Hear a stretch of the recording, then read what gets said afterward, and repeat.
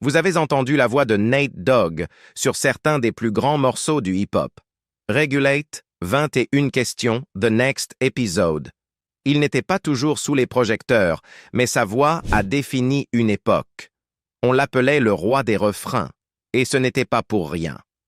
Mais derrière tous ces titres en tête des classements, se cachait un homme confronté à bien plus que ce que la plupart imaginaient.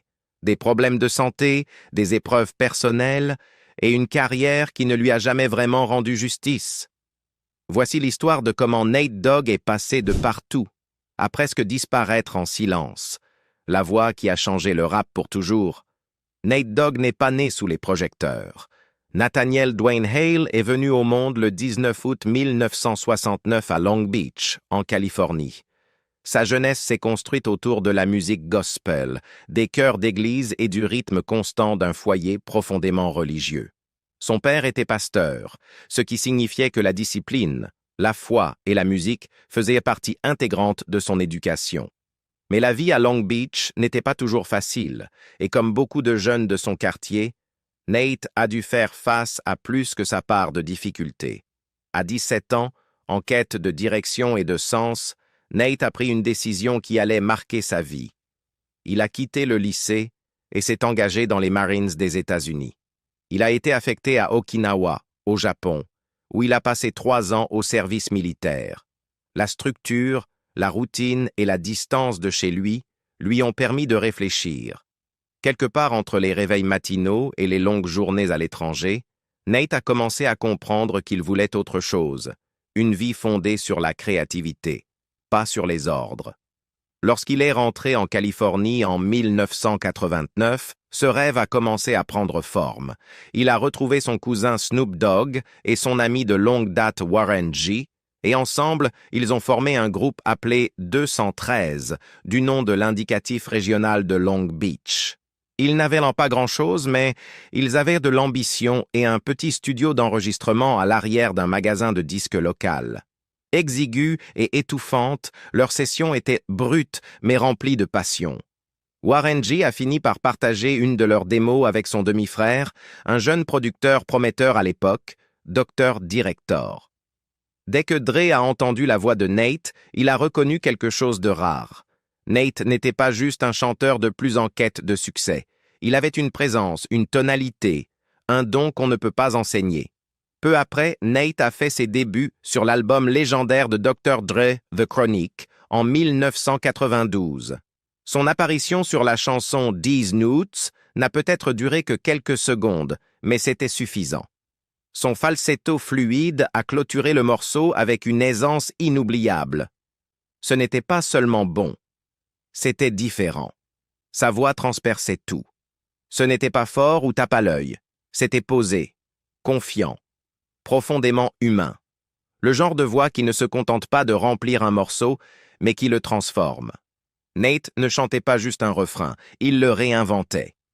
Mais même à cette époque, les signes d'un combat intérieur étaient déjà là. Nate avait connu la rigueur militaire, le poids des responsabilités et la complexité de grandir dans un quartier populaire. Alors que la célébrité commençait à lui tendre les bras, les pressions qui l'accompagnaient faisaient de même. Attentes, sacrifices et la tension constante d'être sollicité de toutes parts. Puis vint 1994. Nate fit à nouveau équipe avec Warren G sur un morceau qui allait devenir l'un des hymnes d'une génération, Regulate. Ce n'était pas seulement un tube, c'était un moment. Sa voix ouvrait le titre avec une autorité calme qui forçait l'écoute. La chanson atteignit la 2e place du classement Billboard et valut à Nate sa première nomination aux Grammy Awards. Les gens n'avaient jamais rien entendu de tel. Une voix douce et mélodieuse racontant des histoires de la vraie vie, avec honnêteté et âme. C'était révolutionnaire. Mais même si les récompenses arrivaient, un étrange schéma se dessinait. Le nom de Nate était partout, mais il était rarement au premier plan. Il était la voix derrière le refrain, l'âme en arrière-plan. Une question se posait alors, comment quelqu'un d'aussi essentiel pouvait-il rester autant dans l'ombre? G-Funk, gloire et célébrité dangereuse. Le succès de Regulate a tout changé. Du jour au lendemain, Nate Dogg est devenu la voix incontournable pour presque tous les grands noms du hip-hop. Si un morceau avait besoin d'une touche finale, d'un refrain marquant, on appelait Nate. Il ne chantait pas seulement les refrains, il les incarnait. Dr. Dre le savait, Snoop Dogg le savait. Eminem, sans aucun doute.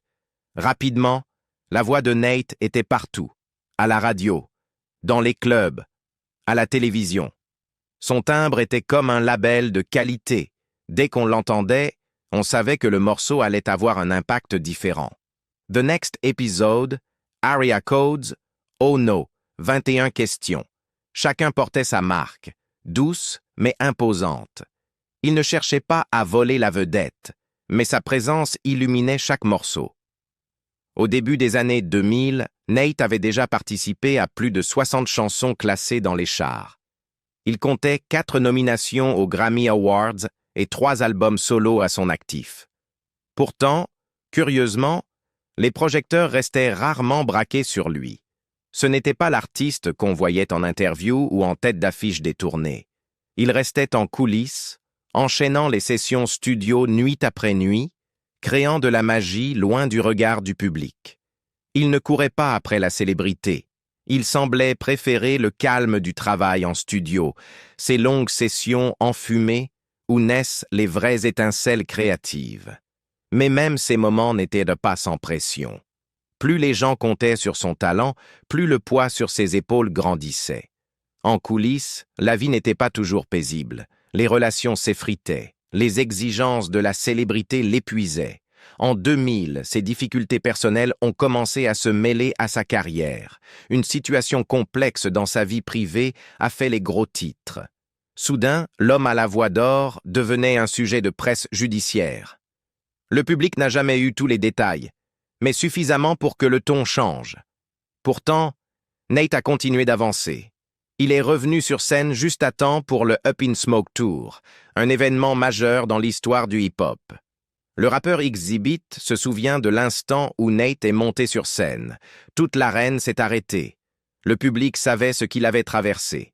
Et pourtant, lorsqu'il a levé le micro et commencé à chanter, ce silence s'est transformé en une vague d'acclamations. C'est ça, la magie de Nate. Il n'avait pas besoin d'expliquer. Sa voix racontait l'histoire. Elle disait ce que les mots ne pouvaient pas. Mais quelque chose changeait. Même s'il continuait à enregistrer et à tourner, il semblait plus silencieux. Peut-être de la fatigue. Peut-être le poids d'avoir soutenu tant d'autres, sans toujours être soutenu en retour. Alors que les autres passaient au prochain projet ou au prochain scandale, Nate continuait à porter ce fardeau émotionnel. En 2006, un autre incident a entraîné de nouveaux problèmes et des complications judiciaires. Cela s'est soldé par des comparutions au tribunal, une période de probation et l'obligation de suivre un programme axé sur la communication et la gestion des conflits. Ce fut une période difficile, mais cela ne l'a pas réduit au silence. À travers tout cela, Nate a continué à faire de la musique. Il a sorti Music and Me en 2001, un album rempli de collaborations avec des artistes comme Fabolous, Ludacris et bien sûr Snoop Dogg. L'album a été bien accueilli, mais il n'a pas eu le même impact que ses apparitions en featuring. Le public aimait Nate, mais souvent, il l'aimait surtout quand il accompagnait les chansons des autres. La même année, il a travaillé avec 50 Cent sur 21 questions. Le refrain « Je t'aime comme un gros aime le gâteau » est devenu iconique. Et des années plus tard, 50 Cent a résumé les choses ainsi. « J'ai écrit le refrain, mais j'avais besoin que Nate le chante. Il rendait tout plus vrai. » C'était ça, le don de Nate Dogg. Il pouvait prendre quelque chose de simple, voire de vulnérable, et l'interpréter avec force et âme. Il rendait les émotions puissantes. Il mettait une mélodie sur la douleur. Et pourtant, malgré tout cela, il laissait rarement voir ce qui se passait sous sa surface calme. Vie privée et scandale public. Au fil des années 2000, le nom de Nate Dogg est resté une présence constante dans le hip-hop, mais l'homme lui-même devenait de plus en plus difficile à trouver.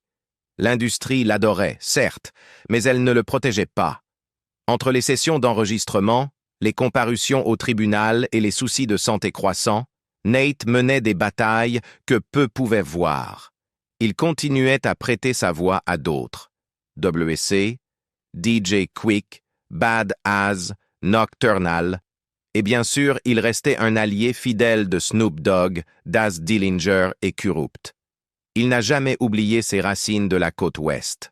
Pour Nate, la loyauté était tout, peut-être un peu trop.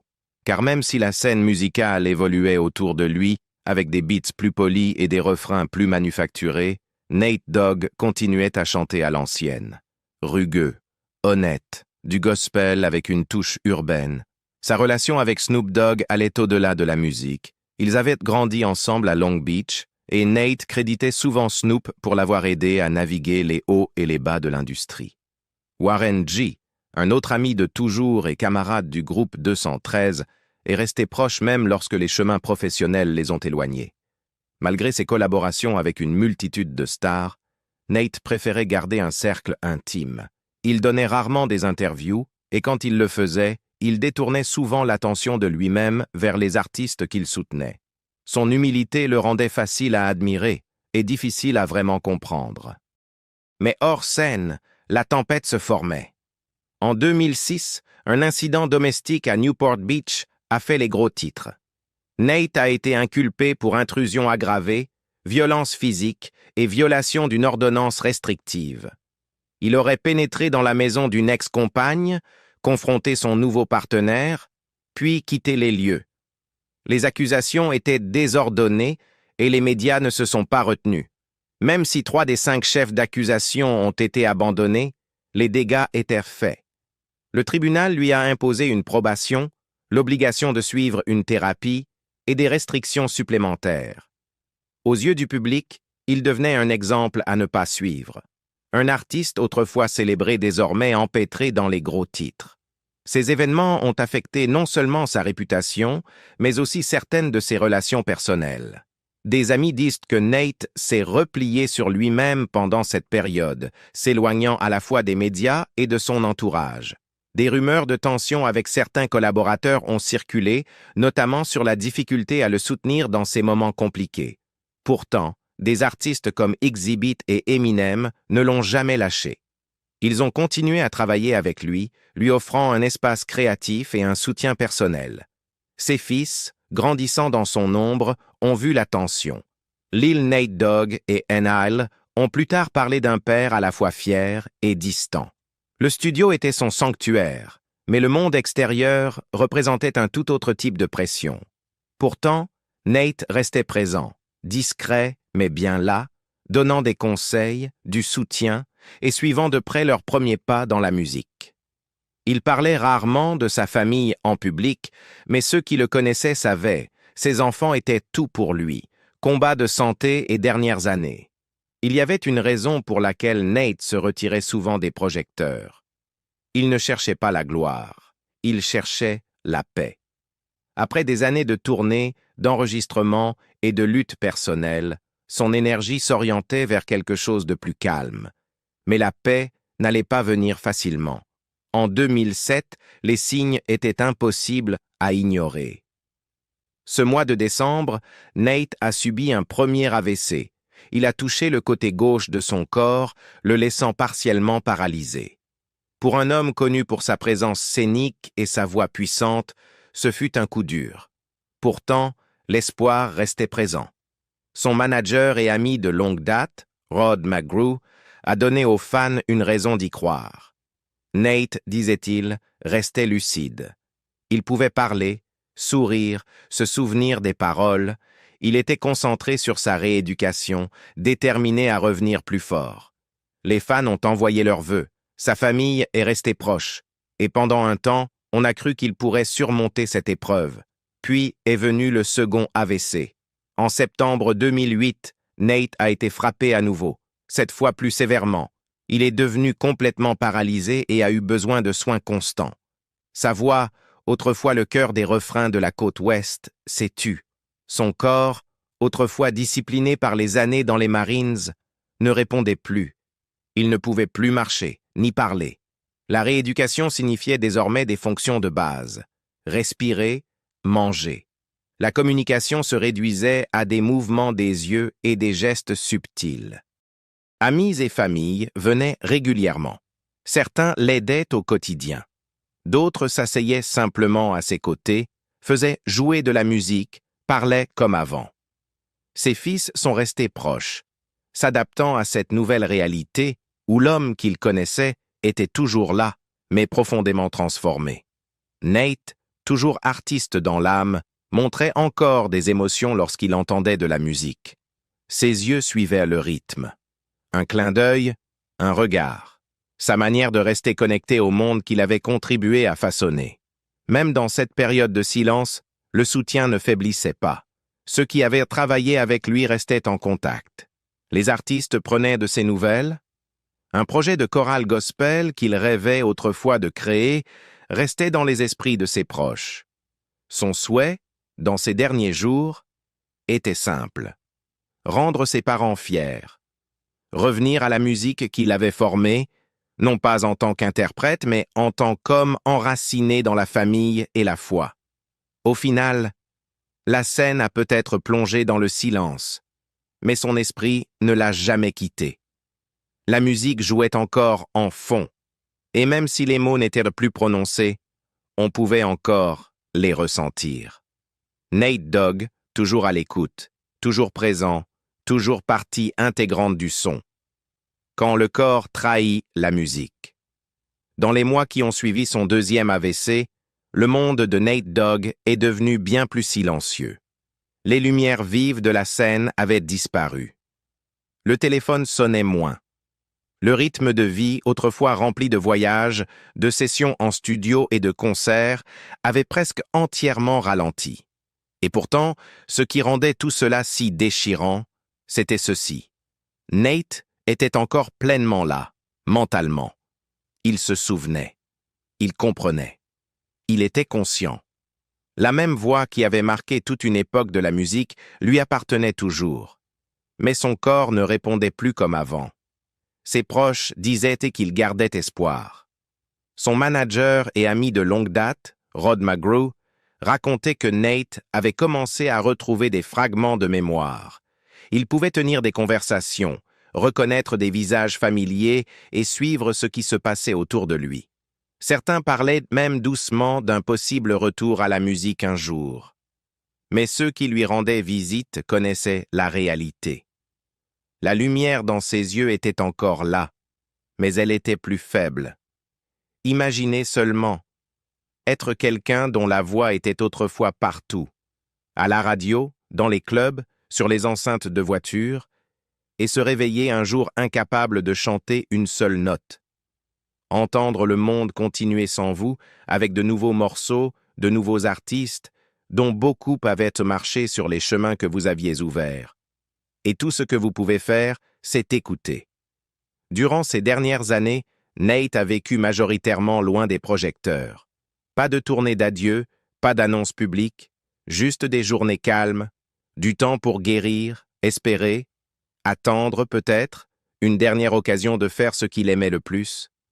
Mais parfois, la vie écrit une fin différente.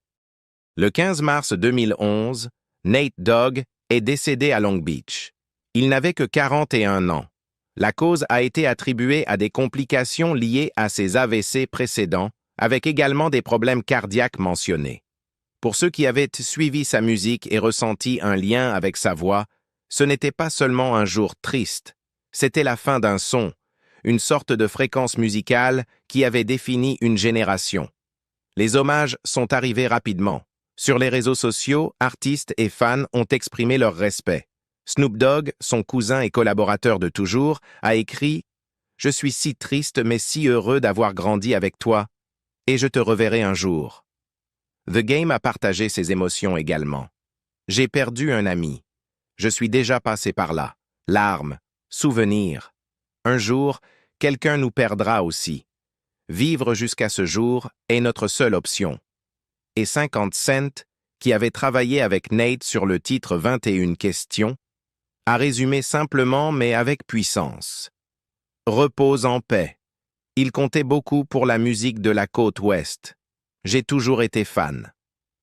Parce que tout le monde savait. Nate Dogg n'était pas qu'une autre voix. Il faisait partie des fondations, le cœur émotionnel de tant de morceaux classiques, l'âme discrète en arrière-plan qui rendait la musique plus humaine. À ses funérailles, il n'y avait pas que des artistes, il y avait aussi des producteurs, des chanteurs de gospel, qu'il avait connus à l'église, des gens de tous horizons, des amis, de la famille, des fans. C'était un moment rare où l'industrie musicale, la communauté et les bancs d'église se retrouvaient au même endroit pour honorer un homme qui les avait réunis par sa voix. Il a été enterré au Forest Lawn Memorial Park de Long Beach, près de chez lui, près de ses racines, et même si le monde a perdu la voix de Nate ce jour-là, les échos subsistent, dans la musique, dans les souvenirs, dans l'héritage. Il a laissé derrière lui 2 fils, Lil Nate Dogg et Inhale, qui ont chacun pris leur place dans le monde musical à leur manière.